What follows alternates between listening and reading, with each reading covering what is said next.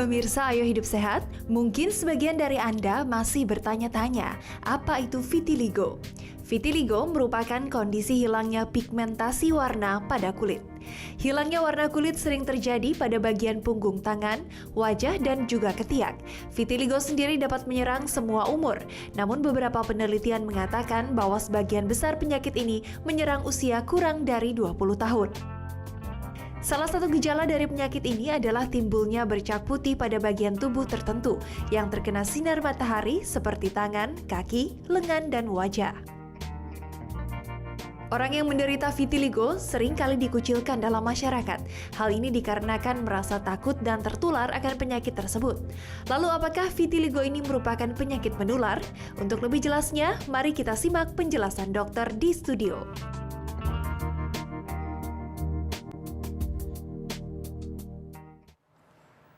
Nah pemirsa, tadi kita udah lihat tayangan tadi dan kita tahu bahwa mungkin beberapa dari kita pernah melihat hal yang sama. Dan kita mungkin takut dan berkata bahwa oh jangan-jangan ini panu. Padahal sebenarnya tentunya bukan, karena kita takut jadi akhirnya takut bersalaman, takut berpelukan, takut berinteraksi sama orang-orang yang punya bercak-bercak putih seperti itu. Nah sebenarnya apakah perlu kita menghindari orang seperti itu sampai sejauh itu? Mungkin kita pernah lihat juga ya? Iya pernah, karena kan juga ada beberapa model luar yang udah top model banget. Bahkan dia tuh yang punya bercak simetris sekali dok. Dan itu tapi jadi kebanggaan buat dirinya sendiri. Akhirnya itu gimana sih dok sebenarnya penyebabnya? Sudah ada sama kita Dokter Atika, seorang dokter spesialis kulit dan kelamin. Dokter Atika, selamat siang. Tadi kita udah lihat tayangan tadi dan tadi Dita juga udah lihat tuh katanya. Iya, jadi benar memang tadi yang sudah ada di Viti itu adalah gambar secara visual penyakit yang namanya vitiligo.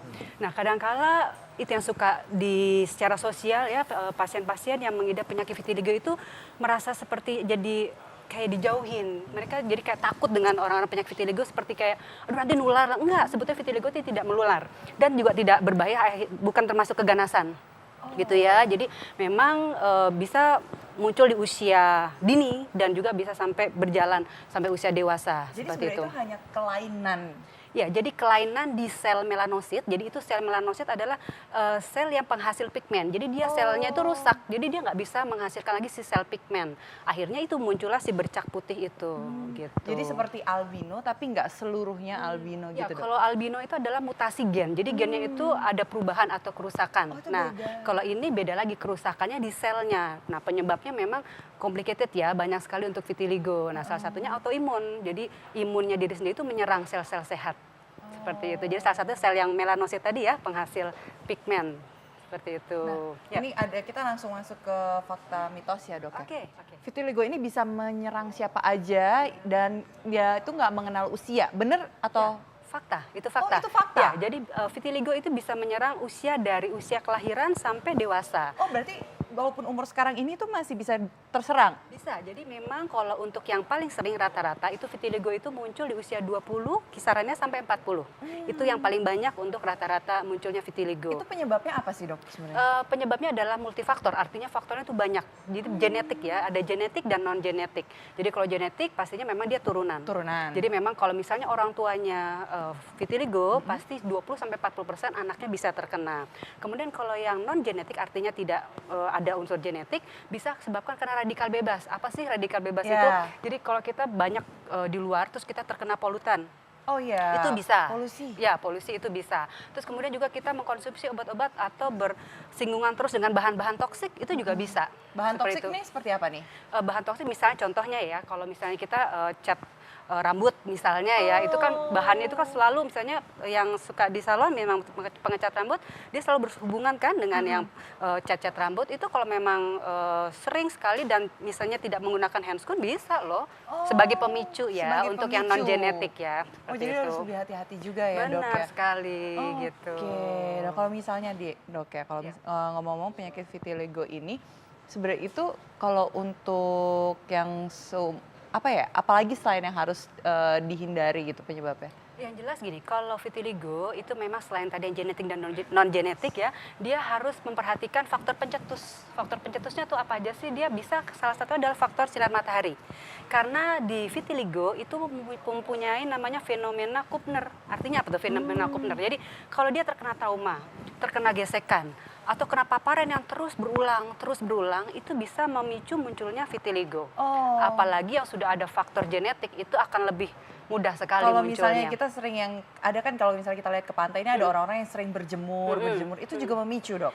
Kalau berjemur kalau yang berjemur dia kan hanya misalnya vacation aja. Tapi kalau memang dia pekerjaannya di bawah matahari seperti mau contoh petani, nelayan, itu bisa kansnya itu besar. bisa. Atau memang misalnya bekerja sebagai di tambang batu bara misalnya, ya itu kan toksik sekali kan untuk batu baranya, itu bisa memicu. Nah, sebenarnya kalau misalnya kita bisa bedain nih, tadi kan katanya vitiligo ini kayak penyakit panu. Apa sih yang bisa beda ini? Oke. Contoh bercaknya seperti Ya, apa? berbeda sekali sebetulnya. Jadi kalau bercak yang namanya vitiligo itu putihnya kayak putih susu atau kapur. Putih banget dan sangat-sangat Kayak jelas luka bakar gitu, Dok. menyerupai, cuman dia benar-benar kalau luka bakar kan semakin kesini tuh nanti ada titik-titik hitam, udah mulai ada pigmennya lagi ya. Cuman kalau yang namanya vitiligo dia tetap aja putih bakar, bisa melebar dan tambah banyak. Nah itu benar-benar batasnya tegas antara kulit sehat dengan warna putih. Tapi kalau panu dia cenderung warnanya itu samar. Jadi samar dan bentuknya itu tidak yang seperti jelas banget batasnya, itu nggak seperti itu. Jadi kalau misalnya kita sudah melihat bisa membedakan. Benar-benar putih dan khasnya adalah lokasi, jelas. Jadi kalau vitiligo, kalau di wajah paling sering adalah di daerah dekat bibir, di daerah samping ujung san udung, terus kemudian mata. Nah, kemudian juga untuk di tangan biasanya di daerah yang persendian. Kenapa? Dia daerah-daerah yang trauma. Daerah siku, lutut, kaki. Nah, baik, ini memang salah satu hal yang paling sering orang salah nih, karena mereka pikir bahwa oh ini orang yang panu vitiligo, itu yang vitiligo panuan ternyata ya. Nah, itu padahal ini dua hal yang sangat berbeda banget Dua hal nih. yang berbeda, tapi Iya. nggak berarti kemungkinan sih kalau orang vitiligo juga terkena Panuan panu juga juga, bisa bisa ya, juga ya. cuman tapi pasti berbeda. Jadi tadi udah ada di Viti ya bahwa gambarnya benar-benar putih sekali dan kontras dengan kulit dasar. Nah, Itu pasti berbeda. betul banget. Coba kita lihat bagaimana tayangan orang yang tadi hidup dengan vitiligo. Lihat tayangan Ya. berikut ini. Dunia modeling tak hanya tentang bagaimana para wanita cantik dengan tubuh semampai berlenggak-lenggok mengenakan pakaian dan riasan memukau. Namun ada banyak cerita menarik untuk disimak di dalamnya. Salah satunya berasal dari Winnie Harlow atau yang dikenal dengan Chantel Winnie. Jika selama ini paradigma model adalah wanita cantik, berkulit putih, tinggi, dan sempurna, maka tak demikian halnya dengan Winnie. Ia memulai karir pada usia 17 tahun. Dengan vitiligo yang dialaminya, jarang ada klien yang berminat bekerja sama. Mereka sudah terlanjur menganggap remeh Winnie dengan kulitnya yang tak merata. Namun, bagi model eksotis ini, warna kulit bukanlah sesuatu yang harus ditutupi. Winnie kerap menolak bila ada yang merekomendasikan untuk meratakan warna kulitnya dengan alas bedak atau sejenisnya. Ia ingin menjadi diri sendiri. Inilah yang membuat Winnie bertahan sebagai seorang top model, karena cantik tak sebatas hanya paras, tapi juga kecantikan dari dalam yang selaras.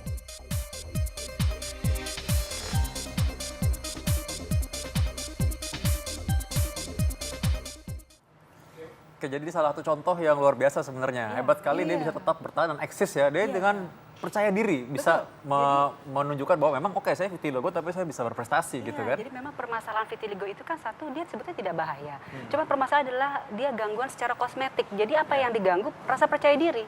Secara sosialnya pasti kalau yang tadi bagus banget, top banget. Jadi dia bisa membawa dirinya seakan-akan seperti orang normal, ya kan? Dan itu harus ditiru banget. Karena yang terjadi adalah pasien vitiligo yang terus-menerus terjadi itu apa? Depresi.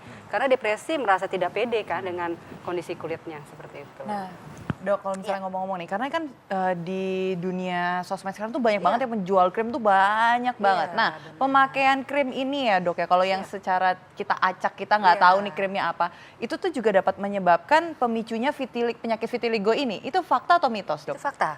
Kenapa tadi saya sebutkan kan bahan-bahan yang sifatnya toksik dan memang bukan seharusnya untuk kulit, itu akan memicu munculnya vitiligo. Karena nanti ada namanya stres oksidatif, jadi itu patogenesis salah satu dari vitiligo, itu menyebabkan nanti kerusakan dari si sel melanosit itu tadi. Itu memicu, karena kalau pakai krim nggak mungkin sehari 2 hari. Pasti akan terus, dan karena nggak tahu isinya, oh bagus putih, padahal sebetulnya kandungannya tidak untuk kulit misalnya Campur-campur gitu. malah kadang-kadang. Karena sok tahu kan, jadi oh ini serem campur banget ini biar makin putih. Zaman sekarang kebalik kok, yang putih pengen jemur, yang lebih gelap pengennya putih. Benar, Dok, benar. Malah berbahaya jadinya ya. Iya, Sebenarnya harusnya percaya diri aja. Percaya Kalau diri memang aja. ternyata memang Iya. perlu untuk misalkan merawat tubuh, merawat Iya. kulit, sebaiknya memang dengan dosis dan bahan yang sesuai. Benar sekali dok. Jadi langsung aja ke dokter ya, ke dokter kulit. Iya. Jadi lebih jelas ya Iya, dok. jadi ya. memang kalau vitiligo itu terapinya disesuaikan dengan jumlah dari vitiligonya. Jadi kalau memang misalnya jumlahnya sedikit, biasanya ada krim khusus. Tapi nanti kalau semakin banyak, nanti ada namanya fototerapi. Jadi disinar. Jadi obatnya juga sebetulnya sinar juga, tapi sinar menyerupai matahari UVB ya. Tapi sinar yang dosisnya terpantau dan berapa lamanya juga terpantau begitu. Dan kalau penyakit vitiligo ini itu bisa disembuhkan atau tidak dok?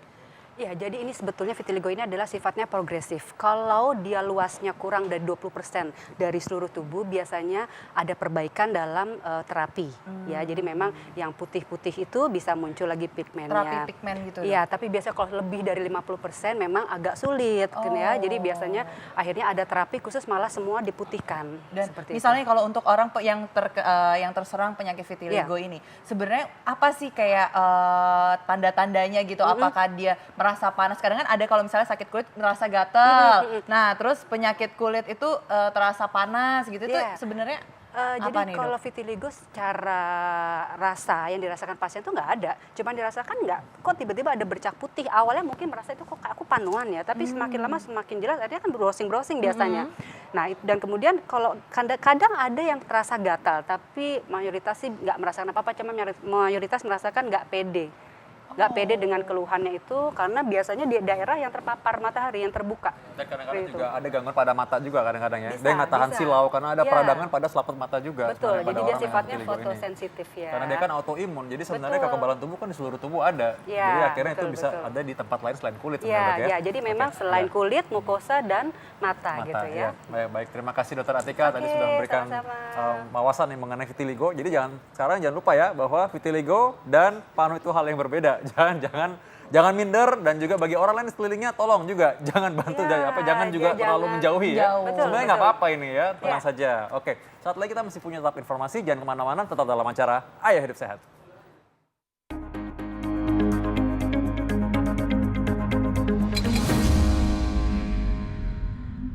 Pemirsa Hidup Sehat, tadi kita udah dapat banyak informasi ya. Kalau misalkan kita tadi boleh mengkonsumsi jahe, tante jahe merah itu juga punya anti-inflamasi, dia punya anti peradangan. Tapi harus tetap hati-hati emang kalau minum jahe ini jangan dicampur dengan obat-obat lain karena interaksinya kita nggak tahu tuh. Kadang-kadang kalau dicampur malah berbahaya buat tubuh. Tapi kalau diminum sendiri, kadang-kadang kalau kita lagi mungkin demam, lagi mungkin pilek, boleh aja minum jahe karena dia memang punya manfaat kesehatan yang sudah terbukti. Dan tadi juga kita udah bahas mengenai vitiligo. Udah tahu tadi ya bedanya vitiligo sama panu ya. Dan ternyata tuh beda ya sama Iya. panu ya. Tapi aku seneng banget sih hari ini kayak banyak banget informasi baru yang aku nggak tahu sebelumnya, kayak jahe contohnya. Ternyata kan kayaknya itu menyehatkan, tapi ternyata ada juga pantangan buat beberapa penyakit tertentu yang Iya, tadi kan. benar, hati-hati Itu kayak seneng banget. Sebenarnya kalau misalnya kayak gitu tuh kalau aku pengen bagi-bagi sih sama buat pemirsa semua ini gimana Buat sih? nenek di rumah juga ya. Iya.